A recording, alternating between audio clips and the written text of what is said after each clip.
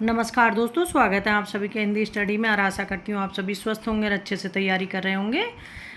और जो हम क्वेश्चन कर रहे हैं हिंदी साहित्य के इतिहास के, कल मैंने एक वीडियो डाली थी, उसी के क्रम में आज दूसरी वीडियो है। और जो मिक्सअप क्वेश्चन है उसके आगे क्वेश्चन कराऊंगी। और आज मैंने सोचा पहले इन्हें थोड़े से वो डाले जाए, ये क्वेश्चन भी अच्छे हैं, इनको भी बीच बीच में डालेंगे और उनको भी अपना बीच बीच में वीडियो डालती रहूँगी, ठीक है। और आप मेरे चैनल पर पहली बार आए तो चैनल को सब्सक्राइब कर लेना, बेल आइकन को क्लिक कर लेना, जिससे आने वाली वीडियो को नोटिफिकेशन आपको मिल सके। स्टार्ट करते हैं अपनी क्लास। आज का पहला क्वेश्चन है, हिंदी साहित्य इतिहास ग्रंथों में काल विभाजन के लिए कितनी पद्धतियां हैं। तो हिंदी साहित्य के इतिहास जो ग्रंथ लिखे गए हैं उनमें काल विभाजन के लिए कितनी पद्धतियां अपनाई गई हैं। तो वो 4 प्रकार की पद्धतियां हैं।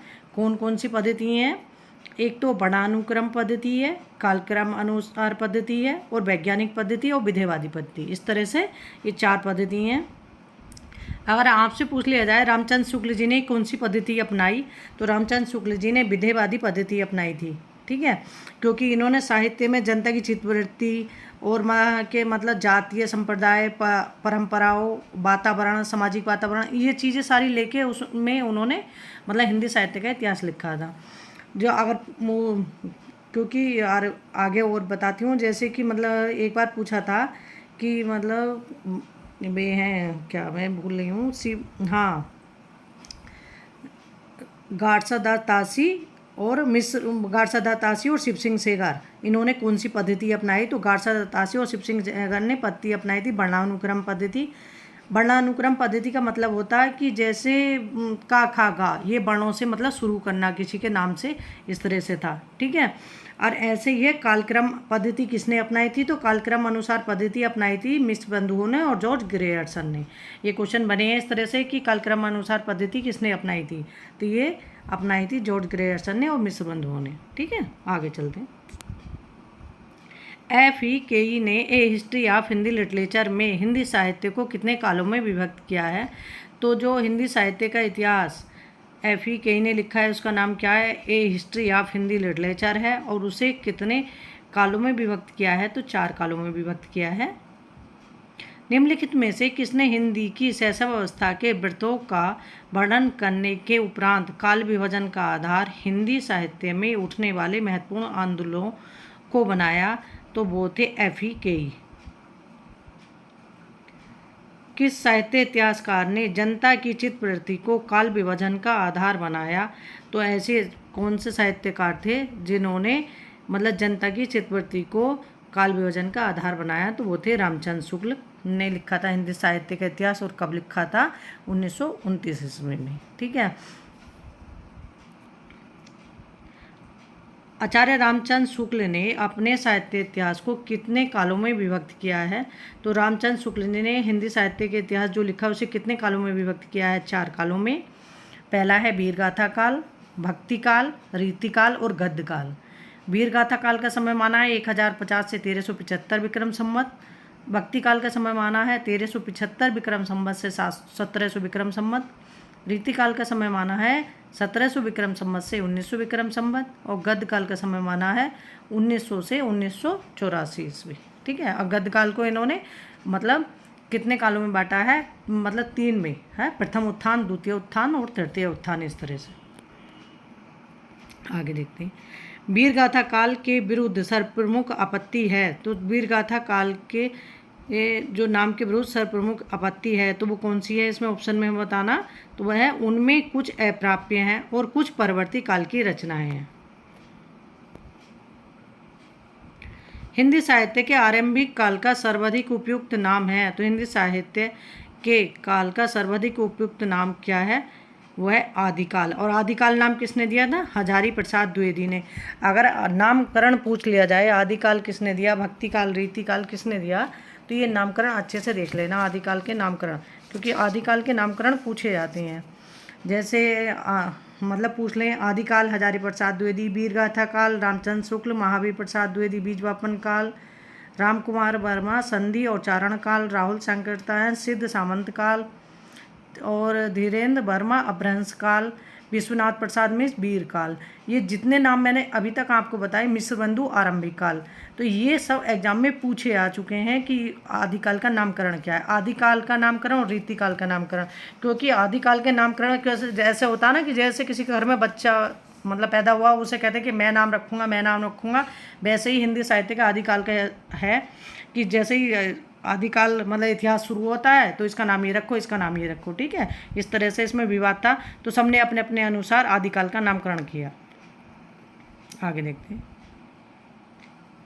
आचार्य शुक्ल ने अपने हिंदी साहित्य इतिहास ग्रंथ में लगभग कितने मतलब वर्षों के साहित्य का प्रकाश डाला है, तो इसमें दे रखा 950 वर्षों का, लेकिन 950 वर्षों का नहीं, लगभग मतलब 900 वर्षों का इतिहास उन्होंने दे रखा है। जो अपना हिंदी साहित्य का इतिहास है उसमें दे रखा है कि मैंने 900 वर्षों के इतिहास को मतलब इसके अंदर समाहित किया है।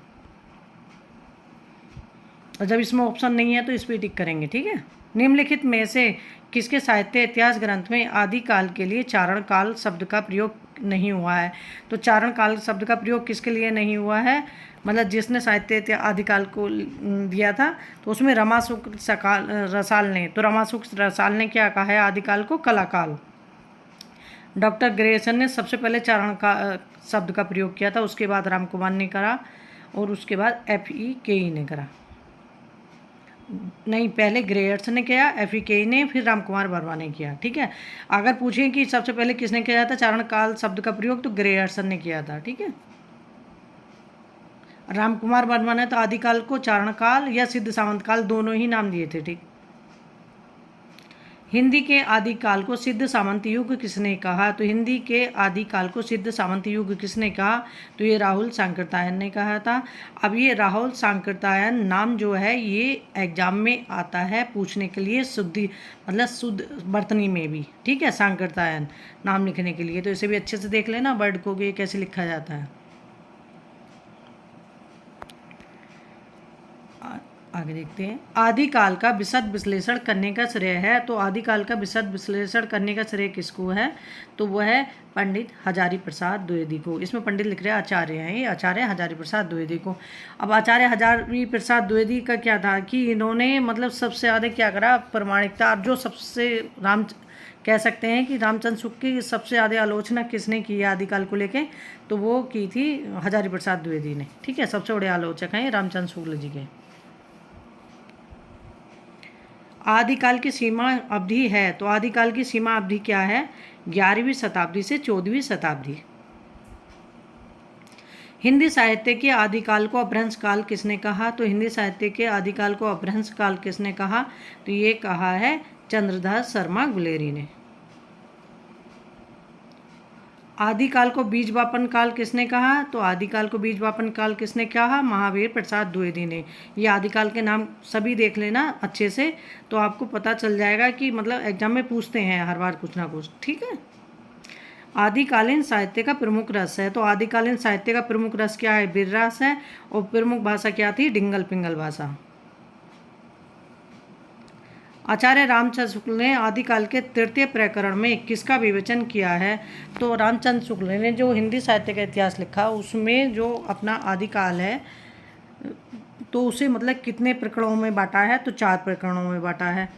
तो इसमें जो क्वेश्चन पूछा है इसमें पूछा है कि आदिकाल के तृतीय प्रकरण में किसका विवेचन है, तो आदिकाल के तृतीय प्रकरण है वो है इनका देश भाषा काव्य। तो देश भाषा काव्य को काव्य है, लेकिन उसमें इन्होंने क्या वीर गाथा काव्य भी कहेंगे, क्योंकि इसमें वीर गाथात्मक रचनाएं सारी इनकी इसी में है, ठीक है।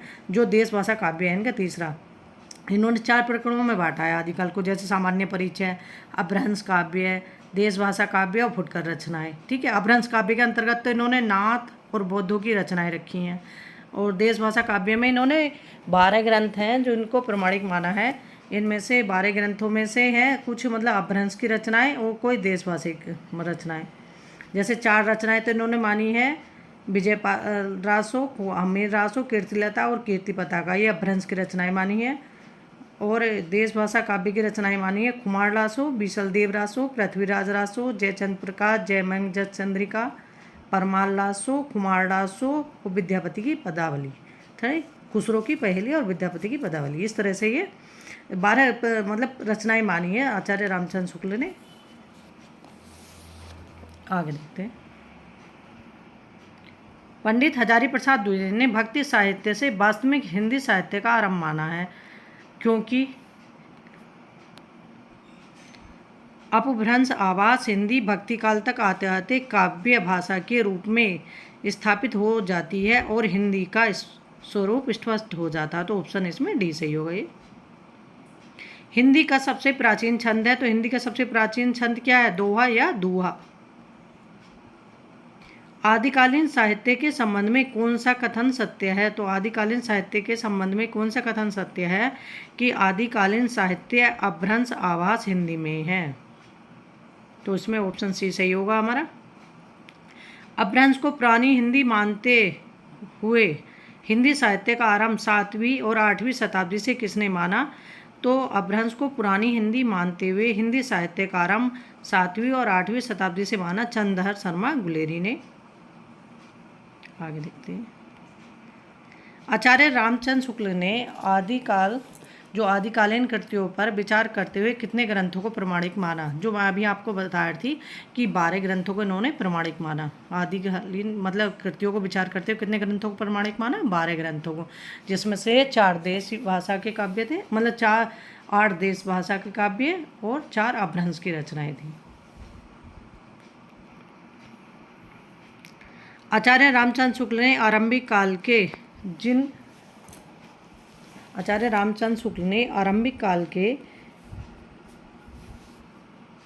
जिन ग्रंथों को प्रमाणिक माना, उनमें से किन ग्रंथों का मूल रूप सुरक्षित नहीं है? तो उनमें से कौन से ग्रंथ हैं जिनका मूल रूप सुरक्षित नहीं है?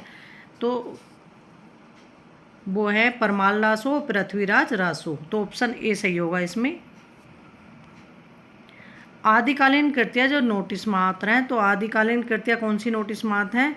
ये है जय मयंक जस चंद्रिका और कीर्ति पताका। ठीक है, कीर्ति पताका किसकी रचना है? विद्यापति की रचना है। जय मयंक जस चंद्रिका मधुकर कवि की रचना है। आगे देखते हैं।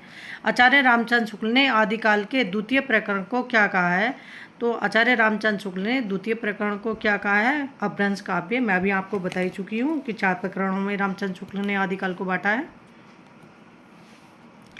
हिंदी साहित्य के इतिहास में दोहरे नामकरण की प्रवृत्ति आरंभ की। तो हिंदी साहित्य में दोहरे नामकरण की प्रवृत्ति किसने आरंभ की थी? वो रामचंद्र शुक्ल जी ने। अगर पूछे दोहरे नामकरण की मतलब प्रवृत्ति किसने अपनाई थी, तो रामचंद्र शुक्ल जी ने। एक तो इन्होंने क्या कि काल विभाजन जो किया था, तो वो तो किया था कि मतलब इसके भीतर जो विशेष रचनाओं के आधार बनाकर किया था, एक जो मतलब किसी ग्रंथों की प्रसिद्धि के आधार, लोक प्रवृत्ति के आधार पर किया था। आदिकालीन काव्य प्रवृत्ति नहीं है, तो आदिकालीन प्रवृत्ति नहीं है प्राचीन खड़ी बोली का प्रयोग।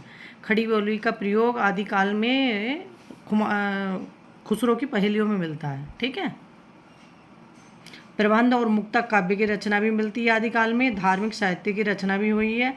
वीर तथा श्रृंगार रस की प्रधानता रही है, ये भी सही है। आदिकालीन काव्य में किस प्रवृत्ति का अभाव है? तो आदिकालीन प्रवृत्ति में मतलब आदिकालीन काव्य में राष्ट्रीय जो चेतना है, इस प्रवृत्ति का अभाव है, क्योंकि राष्ट्रीय चेतना तो ये आके द्विवेदी युग में मिलती है। ठीक है, राष्ट्रीय सांस्कृतिक काव्य धारा में मिलती है। आदिकाल की थी, मतलब इसमें आदिकाल में भक्ति थी, श्रृंगार था, प्राकृतिक वर्णन भी था और दरबारीपन भी था। इनमें से हिंदी साहित्य का इतिहास किसने नहीं लिखा? तो हिंदी साहित्य का इतिहास किसने लिखा था? तो इनमें डॉक्टर नगेंद्र ने हिंदी साहित्य का इतिहास नहीं लिखा था, इन्होंने केवल संपादन किया है। आचार्य रामचंद्र शुक्ल के अनुसार हिंदी साहित्य का आविर्भाव कब से माना जा सकता है? तो आचार्य रामचंद्र शुक्ल के अनुसार हिंदी साहित्य का आविर्भाव माना जा सकता है प्राकृत की अंतिम अपभ्रंश अवस्था से। तो ऑप्शन सी सही होगा इसमें। अपभ्रंश के प्रथम महाकवि कौन है? तो अपभ्रंश के प्रथम महाकवि कौन है? स्वयंभू है। अपभ्रंश के वाल्मीकि कौन है? स्वयंभू है। ठीक है, और प्राकृत में जो एक पौंचरियों लिखी है, वो लिखी स्वयंभू की पौंचरियों है अपभ्रंश में, और प्राकृत में विमल सूरी ने लिखी है पौंचरियों। ठीक है, आगे देखते हैं। आचार्य शुक्ल ने हिंदी साहित्य को सांप्रदायिक शिक्षा मात्र कहकर वीरगाथा काल में सम्मिलित नहीं किया था, क्योंकि हजारी प्रसाद द्विवेदी ने उसे आदिकाल में स्वीकार कर लिया। ठीक, तो इसमें वो कौन मतलब कल्या, तो वो कौन सी है, जैसे कि रामचंद्र शुक्ल ने संप्रदाय मार्ग कहकर काल में सम्मिलित नहीं किया था और उन्होंने हजारी प्रसाद द्विवेदी ने आदिकाल में स्वीकार कर लिया था। तो ये इनमें से कौन कौन सा साहित्य है, ये है सिद्ध साहित्य, जैन साहित्य और नाथ साहित्य। तो ये तीनों ही हैं जिन्हों रामचंद्र शुक्ल जी ने हिंदी साहित्य में शामिल नहीं किया था। ठीक है। हजारी प्रसाद द्विवेदी ने वैसे तो कोई अपना स्वतंत्र रूप से अपनी कोई रचना नहीं, मतलब हिंदी साहित्य का इतिहास नहीं लिखा था प्रत्यक्ष रूप से कहें तो। इन्होंने 3 अपनी रचनाएं लिखी थी, जिसमें थी इनकी हिंदी साहित्य की भूमिका और हिंदी साहित्य का उद्भव एवं विकास, हिंदी साहित्य का आदिकाल। ठीक है। अब हिंदी साहित्य की भूमिका जो है ये 1940 ईस्वी, हिंदी साहित्य का उद्भव एवं विकास 1952 ईस्वी और हिंदी साहित्य का आदिकाल 1953 ईस्वी। इस तरह से जो इन्होंने हिंदी साहित्य के इतिहास से संबंधित मतलब 3 रचनाएं लिखी थी हजारी प्रसाद द्विवेदी ने। ठीक है। तो उसमें इन्हें मतलब सिद्ध, जैन और नाथ साहित्य, क्योंकि अगर ये सब चीज़ें जो रामचंद्र शुक्ल जी ने अपने हिंदी साहित्य के इतिहास में मतलब इंक्लूड नहीं की थी, तो वो मतलब हजारी प्रसाद द्विवेदी जी ने यही कहा है कि अगर ये मतलब सुधार नहीं करते या वहाँ से शिक्षा का नाथ साहित्य से या जैन साहित्य से नहीं मिलता तो आगे साहित्य का पता क्या चलता है, इस तरह से। तो इन्होंने अपने साहित्य में इससे सबको जगह दी। ठीक है। और इसी क्रम में अपना आगे के क्वेश्चन करेंगे जो हैं, और कल अपना सोचती हूँ दूसरी वीडियो अपना बनाएं जो अपने क्वेश्चन चल रहे थे क्रम बाई इस तरह से ही। ठीक है। और अपना क्रम से ये नहीं साहित्य के क्वेश्चन करो, अपने साथ में व्याकरण भी, संस्कृत साहित्य भी, हिंदी भाषा भी, सभी को अपना लगातार करना है, क्योंकि यही नहीं कि क्योंकि एक पार्ट से इससे 75, 80, कई बार 75 और 80 तक क्वेश्चन आ जाते हैं, लेकिन बाकी क्वेश्चन तो हमारे जो हमें मतलब क्या फाइनल करवाएंगे एग्ज़ाम को, मतलब रिजल्ट तक पहुंचाएंगे, फाइनल रिजल्ट तक, तो वो हमारे क्या व्याकरण भी हमारा सहयोग करेगा उसमें, और हमारे जो संस्कृत साहित्य की रचनाएं हैं वो भी सब करेंगे। संस्कृत साहित्य की रचनाएं तो थोड़ी सी हैं, उनको मैं एक वीडियो में भी डाल दूंगी, तब भी आपको मिल जाएंगे। ऐसी काव्यशास्त्र के कुछ क्वेश्चन हैं, लगभग 200-300 क्वेश्चन है, उनको कराऊंगी 2 वीडियो या 1 वीडियो ही बनाऊंगी, लंबी नहीं बनाऊंगी, उसमें एक्सप्लेन भी कम करूँगी, क्योंकि उसमें ऐसा कुछ है नहीं, तो उससे आपको फ़ायदा मिलेगा। ठीक है। और संस्कृत साहित्य के जितने भी क्वेश्चन हैं उन्हें भी अगर आप पढ़ोगे संस्कृत साहित्य, क्योंकि हमारा विषय नहीं है, केवल एक लगाया हुआ है कि सब्जेक्ट के साथ हिंदी के साथ, लेकिन हमारा विषय नहीं है, वो संस्कृत के लिए है कि उन्हें डीपली पढ़ना पड़ेगा, हमें तो थोड़ा ही पढ़ना होता है। ठीक है। और तैयारी करते रहो, लगातार अपना अभ्यास और प्रयास करो, प्रैक्टिस अपनी कभी मत छोड़ना, ऑब्जेक्टिव क्वेश्चन हमेशा करना, थ्योरी भी पढ़ो ऑब्जेक्टिव क्वेश्चन भी। ऑब्जेक्टिव क्वेश्चन का सबसे बड़ा फ़ायदा है कि ये आपका सुधार करते हैं। और ये जो क्वेश्चन है, जैसे अगर वीडियो है तो वीडियो को हमेशा ये नहीं कि काम आराम से सब बैठ के सुन रहे हो, तो अगर टाइम है तो बैठ के सुन सकते हो, नहीं तो आप कुछ काम करते हुए भी ऐसे सुन सकते हो, इसके तो इतने फ़ायदे हैं वीडियो के। ठीक है। जब आपका मन ना करे, लेट रहे हैं, तब भी अपना सुन लो क्वेश्चन हो। ठीक है। थैंक यू दोस्तों मैं वीडियो देखने के लिए।